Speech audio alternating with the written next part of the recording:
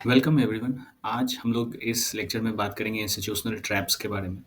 देखिए, जो price action trader हैं, अगर आपने प्राइस एक्शन कहीं से सीखी है, तो आपको पता होगा कि आपके माइंड में एक कन्फ्यूज़न है कि कहीं पर आप एक बाई साइड की तरफ के वी फॉर्मेशंस को देखते हो, कहीं पर आप सेल साइड की तरफ के वी फॉर्मेशन को देखते हो। और अगर ये दोनों सेम एक ही स्पॉट पर बन रहा हो, इस तरीके से, तो आप अगर यहाँ पर बिल्डअप है, आप बाई करने के लिए सोचोगे, या फिर अगर सेल साइड का अगर सेटअप है और यहाँ पर कोई बिल्डअप है सेल का, तो सेल करने के लिए सोचोगे। तो ये जो 2 कन्फ्यूज़न है ना, ये हम लोग इस वीडियो में क्लियर करेंगे कि किस तरफ के ये चीज़ मैं एग्ज़ाम्पल में भी आपको दिखाऊँगा कि जो रिएक्शंस है, तो हमारा डायरेक्शन क्या होगा? सेल्स की तरफ मार्केट मूव करेगा या फिर बाई की तरफ? सबसे पहले वी फॉर्मेशंस, जो लोग बिगिनर हैं या फिर फर्स्ट टाइम चैनल पर हैं, मैं आपको ये समझा दूँ कि वी फॉर्मेशंस होते क्या हैं? देखिए, जहाँ पर भी ये मोमेंटम का कंसेप्ट है, अगर आप कोर्स करेंगे तो आपका जो फाउंडेशन कोर्स होगा उसमें ये चीज़ें अच्छे से कवर्ड है कि मार्केट में अगर इस तरह से मूवमेंट हो रही है, तो होता क्या है कि यहाँ पर आपको चेक करते रहना है कि हेल्थ कैसा है, मोमेंटम कैसा है, ये सारी चीज़ें। जहाँ पर भी मार्केट एक ना एक समय आएगा, अगर सेलिंग हो रही है, तो फिर बायर्स कभी ना कभी तो आएँगे ना। जहाँ जब कभी भी 100% मार्केट इस तरह से मूवमेंट हो जाए, तो और इसके बाद अगर ये फिर से लो नहीं बना पाता है, तो यहाँ से रिवर्सल होता है। जो लोग टेक्निकल एनालिसिस है, आप लोग इसे head and shoulder, double top, double bottom इस तरीके से देखते हैं, तो उस चीज़ पर नहीं जाना है। उसके पीछे लॉजिक को समझना है कि आखिर रिवर्सल्स होते हैं तो क्यों होते हैं। तो आपको आप चार्ट पर कोई भी चार्ट उठा लो, कोई भी चार्ट, कोई भी टाइम फ्रेम पर, जहाँ भी रिवर्सल हो रहा होगा, आपको देखिए इस तरह की ही मूवमेंट दिखेगी। ये जो मैं ड्रॉ कर रहा हूँ ना, ये बाई साइड के लिए, दूसरा है ये देखिए सेल साइड के लिए। अब एग्ज़ैक्टली ऐसा नहीं हो सकता है, लेकिन कांसेप्ट सेम रहेगा, जो चीज़ मैंने आपको यहाँ पर बताई, ठीक है? तो इसके बाद हम लोग आते हैं कि ये दोनों के कन्फ्यूज़न है, बाई होगा या सेल होगा, किस लेवल पर है, किस डायरेक्शन में हम लोग ट्रेड लें, उस चीज़ के कन्फ्यूज़न को आज दूर करते हैं। सबसे पहले एक चीज़ आप इस वर्ड को ध्यान से देखें, इंस्टीट्यूशनल ट्रैप। आप देखिए कि इंस्टीट्यूशंस कहाँ पर एक्टिव होते हैं, इस लॉजिक को समझिए। इंस्टीट्यूशन जो हैं, जब भी देखिए, जब मार्केट में अपोज़िट फ़ोर्स, यहाँ पर मैं ये क्लियरली अगर आप इस वर्ड को समझ गए, तो फिर आपकी जो ट्रेडिंग जर्नी है वो काफ़ी इम्प्रूव हो सकती है। अपोज़िट फ़ोर्स, ठीक है? अगर अपोज़िशन नहीं है, अगर अपोज़िट फ़ोर्स प्रिवेल नहीं करती है, तो वहाँ पर इंस्टीट्यूशन नहीं है। कहने का क्या मतलब है? अगर कोई इस तरह से मूवमेंट, इस तरह से आपको दिखता है कि कैंडल सीधा चलती जा रही है, ट्रेंड जो है हायर हाइज़, हायर लोज़ के सीक्वेंस में जाता जा रहा है, तो क्या यहाँ पर इंस्टीट्यूशन है? आंसर है नहीं। इसमें सिर्फ़ और सिर्फ़ क्या है? रिटेलर्स हैं, जो एल्गोज़ पर काम करते हैं, उनके द्वारा ये मूवमेंट है। रिटेलर्स, एल्गोज़ और कुछ-कुछ स्मॉल फंड्स हो सकते हैं। इंस्टीट्यूशनल फंड्स का मतलब है जो हेज फंड हो गए हैं, ठीक है? बड़े-बड़े जो हेज फंड है वो इसमें आएँगे। तो इंस्टीट्यूशनल प्रेज़ेंस वहाँ आएगी जहाँ पर ये फ़ॉर्मेशंस होंगे, ठीक है? तो ये जो एरिया है ना रिवर्सल का, जिस पॉइंट से रिवर्सल, अगर आप पूरे प्रोप्राइटरी प्राइस एक्शन को सीखेंगे, तो राइट फ्रॉम दिस लेवल आप इसमें एंटर कर सकते हैं और इस पूरे जब ट्रेंड है ना, इस पूरे ट्रेंड को राइट कर सकते हैं। इसी का अपोज़िट भी है, मार्केट इस तरह से नीचे की तरफ जा रहा है, जहाँ इसमें इंस्टीट्यूशन की प्रेज़ेंस नहीं है। इंस्टीट्यूशन की प्रेज़ेंस वहाँ आएगी जहाँ पर ये मूवमेंट आपको दिखे, ठीक है? और उसके बाद फिर से ये जो ट्रेंड आपको दिखता है, तो इंस्टीट्यूशंस यहाँ पर इसके अंदर में वो एंट्री ले चुके होते हैं। यहाँ भी इंस्टीट्यूशन एंट्री ले चुके होते हैं और ये जो ट्रेंड आपको दिखता है जिसमें मूवमेंट, यहाँ पर या तो स्केल आउट करेंगे वो, या फिर प्रॉफिट्स बुक कर लेंगे। ठीक है? तो ट्रेंड कभी भी आपको अगर दिखे कि एकदम मार्केट ऊपर की तरफ जाता, इसका मतलब आप समझिए कि वो लास्ट फेज़ में चल रहा है। ठीक है, मूवमेंट होती रहेगी। कहाँ होगी, किस लेवल से रिएक्शन करेगा, वो तो अलग चीज़ है। जब आप इस पूरे कोर्स को समझेंगे तो आपको समझ में आ जाएगा कि वो किस तरीके से होते हैं। लेकिन आपको हमेशा यही ध्यान रखना है कि अगर कोई ट्रेंड है, अगर ये ट्रेंड आपको दिख रहा है, तो एंट्री यहाँ पर हो चुकी है। जैसे इसी चार्ट में आप देखें तो एंट्री यहाँ पर है। स्ट्रक्चर्स नोट करिए। जहाँ कहीं भी जो मूवमेंट जो मैं आपको बता रहा हूँ ना, इ इ इसी इसी चीज़ को आप यहाँ पर देखें, ठीक है? जो लोग मेरे स्टूडेंट्स हैं या फिर जिन्होंने प्रोप्राइटरी प्राइसिंग सीखी है, वो अच्छे से इस चीज़ को समझ पा रहे होंगे, ठीक है? तो अब हम लोग ये देखते हैं कि इंस्टीट्यूशनल ट्रैप्स, दोनों जो बाइंग और सेलिंग, दोनों तरफ कहीं एक ऐसा समय आता है, जहाँ पर काफ़ी सारे जो एक्सपीरियंस ट्रेडर की बात कर रहा हूँ, बिगिनर की तो मैं बात ही नहीं कर रहा हूँ क्योंकि आपने अगर कांसेप्ट सीखा नहीं, तो इन चीज़ों को आप समझ पे ही नहीं पाएँगे। आप भले ही आज इंडिकेटर पर काम कर रहे हो, लेकिन एक समय आएगा, जब आप इस लॉजिक तक पहुँचेंगे और जब तक आप इन चीज़ को सीखेंगे नहीं, पैसा नहीं बनेगा मार्केट में। इस चीज़ को आप ध्यान रखिए। चलिए हम लोग अब बात करते हैं कि जब दोनों तरफ बाई और सेलिंग दोनों तरफ के सिनेरियोज़ आ जाएँ और वो चार्ट पर मैं दिखाता हूँ कि वो किस तरह से कन्फ्यूज़न होता है और किस चीज़ को हम लोग उस तरफ डायरेक्शन ले सकते हैं। उससे पहले ये चीज़ हमेशा याद रखें कि अपोज़िट फ़ोर्स का होना। अगर अपोज़िट फ़ोर्स है, उसी लेवल पर इंस्टीट्यूशनल प्रेज़ेंस है, ठीक है? जैसे कि यहाँ पर, जहाँ कहीं भी आपको वो मूवमेंट दिखेगी, ठीक है? आप इस एरिया को नोट करिए, ठीक है? आप इस एरिया को नोट करिए। तो हम लोग देखते हैं कि अब जहाँ पर दोनों तरफ के सिनेरियोज़ आ जाएँ, वहाँ पर कि किस तरह के ट्रेड्स लेने चाहिए।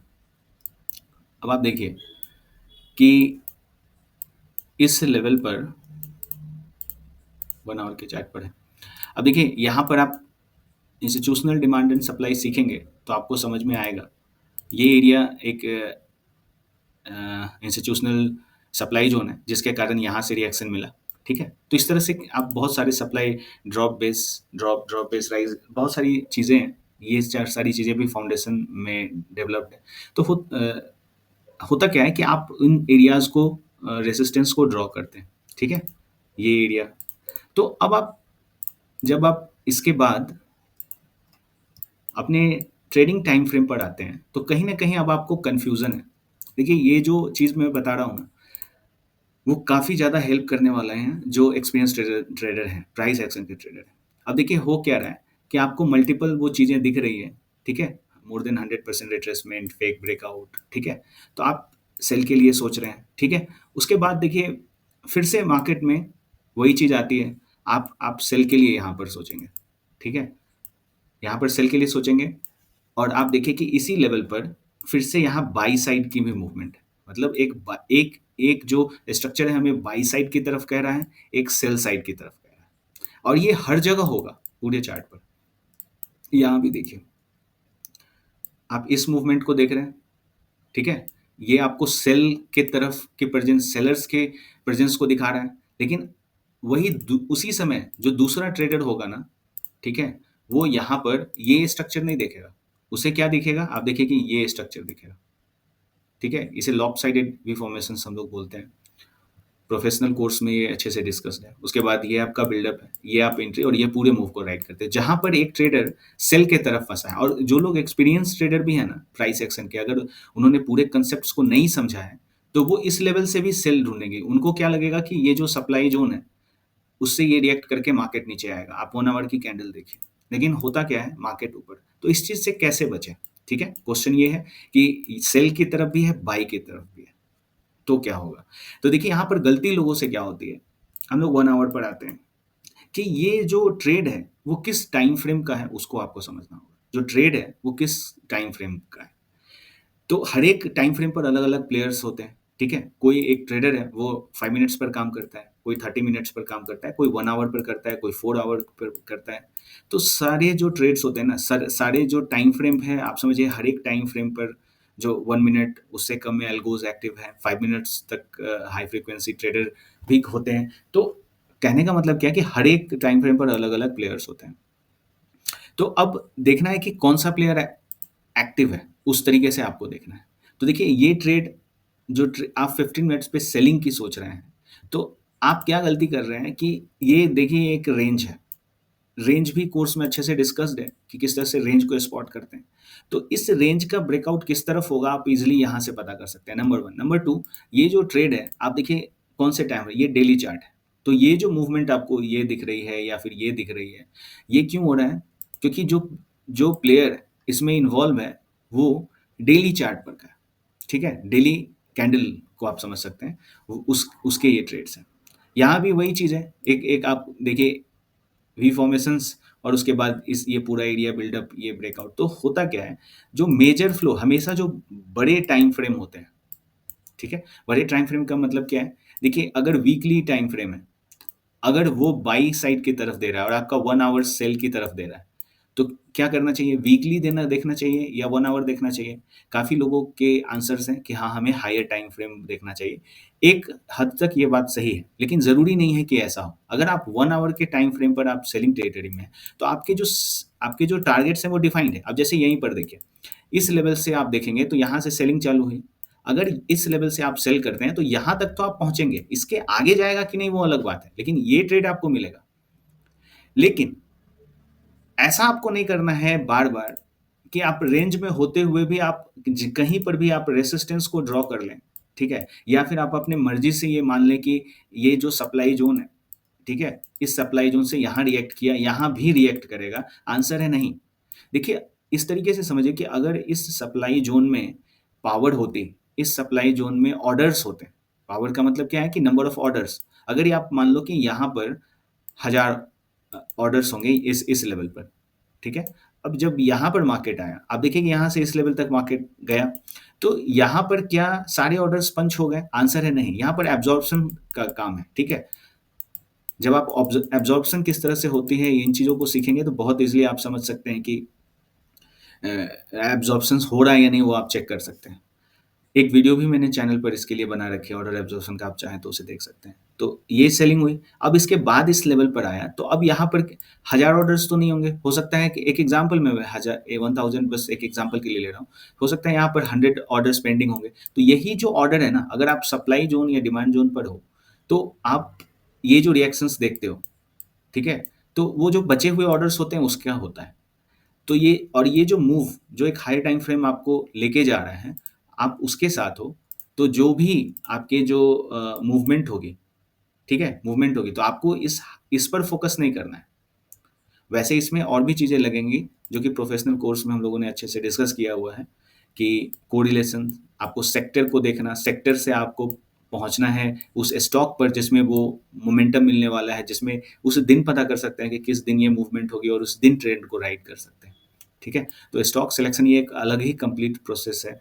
इसके थ्रू आप उस स्टॉक पर आते हैं, तो आपको मोमेंटम पता चल जाता है कि किस स्टॉक में मूवमेंट होनी है। अब इसके बाद देखिए, आपको ये देखना है कि किस तरफ के ट्रेड्स काम करेंगे, तो हमेशा हाई कॉन्टेक्स्ट को देखना है कि आप किसके फ्लो में हो। मतलब अब क्या है कि आपका जो ट्रेड चल रहा है, वो किस टाइम फ्रेम का चल रहा है, ठीक है? डोमिनेंट प्लेयर कौन-सा है? उन चीज़ों को आप आइडेंटिफ़ाई करेंगे, कॉन्टेक्स्ट के साथ रहेंगे, तो आपको अगर पता है कि इस लेवल से एक तो रेंज का लो एंड है, प्लस आपने देखा कि जो मूवमेंट पहले डेली कैंडल में चालू हुई थी, इसी लेवल से चालू हुई थी। तो 2 ऐसे की लेवल्स हैं, जहाँ से मार्केट रिएक्ट कर सकता है। तो ये आपका क्या हो गया? Buyers area.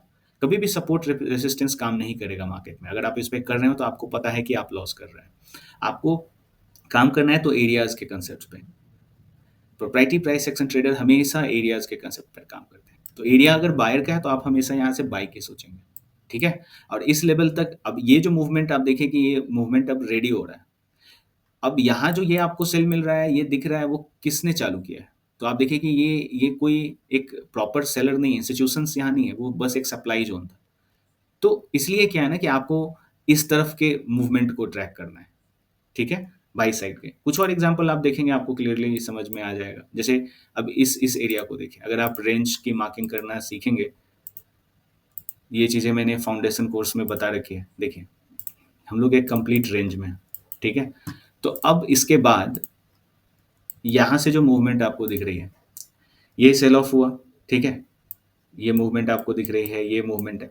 अब यहाँ पर देखिए कि आप ये को पता है कि आप रेंज के अपर एंड में हो, ठीक है? तो ये एरिया किसका है? सेलर का एरिया। अब आप यहाँ पर ढूँढोगे कि नहीं, यहाँ पर मुझे बाई साइड की तरफ के सेटअप्स मिल रहे हैं, मैं यहाँ पर बाई करता हूँ, यहाँ पर इसके टारगेट्स होंगे, ये मेरा स्टॉप लॉस होगा। तो आप कॉन्टेक्स्ट से बाहर हैं। आपने पूरी चीज़ समझी ही नहीं। सिर्फ़ एक रूल आप अप्लाई करोगे तो ये चीज़ें काम नहीं करेंगी। आपको यहाँ पर सोचना है कि ठीक है, इस एरिया में अगर ये रेसिस्टेंस एरिया है, रेसिस्टेंस नहीं सेलर्स एरिया है, तो यहाँ पर पावर हमेशा देखिए, आपको भी पता है आप बिज़नेस कर रहे हो, आपके घर में आप ही सबसे ज़्यादा पावरफुल हैं। कोई नेबर आपके घर में आके आपके साथ उल्टा बात नहीं कर सकता। तो हर एक की जो टेरिटरी होती है, उसमें वही लोग पावरफुल होते हैं, ठीक है? तो यहाँ पर वही चीज़ है, यहाँ पर आपको इस पर फ़ोकस नहीं करना है, आपको इस पर फ़ोकस करना है। क्योंकि ज़्यादा रिलायबल आप खुद सोच के देखो, अगर आपके कांसेप्ट्स क्लियर हैं, आप किस पर रिलाई करोगे? इस पर करोगे। तो जब आप इस पर करोगे, तो बाकी जो ओपोनेंट है, वो आपका क्या होगा? उनके लॉसेस आपके प्रॉफ़िट होंगे और आप इस ट्रेंड को राइड करोगे। ये ट्रेड मैंने आज भी किया है। ठीक है? तो आई होप आपके ये कांसेप्ट्स क्लियर हों। आपके कुछ और भी कांसेप्ट्स हैं, आप मुझे ईमेल कर सकते हैं। इन चीज़ों को सीखना चाहते हैं, डिस्क्रिप्शन में मैंने एक डिटेल्स दे रखी है, ईमेल दे रखा है, फॉर्म दे रखा है, आप उसे फिल अप कर सकते हैं। सारी डिटेल्स आपको मेल पर मिल जाएँगी। Thanks for watching.